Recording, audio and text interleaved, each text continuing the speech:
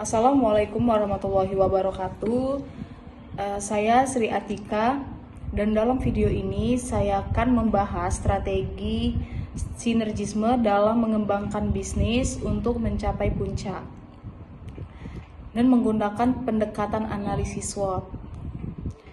Sinergisme adalah kerjasama saling menggunakan antar pihak untuk mencapai hasil yang lebih besar daripada jika bekerja sendiri. Yang pertama adalah strength atau kekuatan. Sinergisme memungkinkan kita menggabungkan sumber daya seperti modal, teknologi, dan SDM dari dua atau lebih pihak. Hal ini menjadikan bisnis lebih efisien dan kuat dalam menghadapi persaingan. Selain itu, sinergi meningkatkan daya saing karena kolaborasi bisa menciptakan keunikan produk atau layanan. Kita juga bisa mengakses pasar baru yang sebelumnya sulit dijangkau sendirian. Dan yang paling penting, ide dan keahlian dari berbagai pihak bisa mendorong inovasi lebih cepat. Selanjutnya, weaknesses atau kelemahan. Sinergi tidak selalu mulus.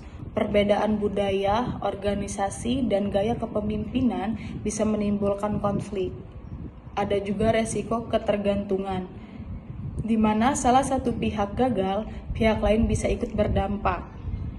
Proses pengelolaan pun bisa menjadi lebih kompleks, karena perlu koordinasi yang lebih intensif. Jika kontribusi antar pihak tidak seimbang, bisa muncul masalah pembagian hasil yang tidak adil. Dan yang ketiga adalah opportunities atau peluang. Di era digital ini, kolaborasi lintas sektor semakin terbuka, terutama dengan adanya platform digital dan teknologi cloud. Sinergisme juga membuka jalan untuk diverifikasi bisnis, misalnya memasuki sektor baru yang sedang berkembang. Kita juga bisa menarik pendanaan kerjasama karena investor lebih tertarik pada kerjasama strategis yang menjanjikan pertumbuhan. Dan yang tak kalah penting, kerjasama membuat bisnis lebih adaptif terhadap perubahan pasar dan disrupsi.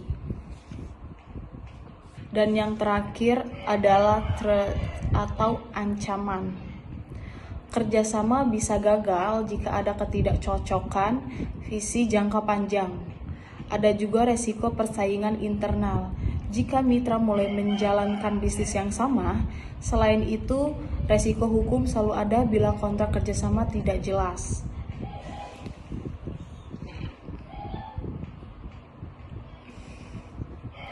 Dan jika mitra mengalami krisis, eksposur terhadap reputasi atau masalah keuangan, mereka bisa berdampak langsung pada kita.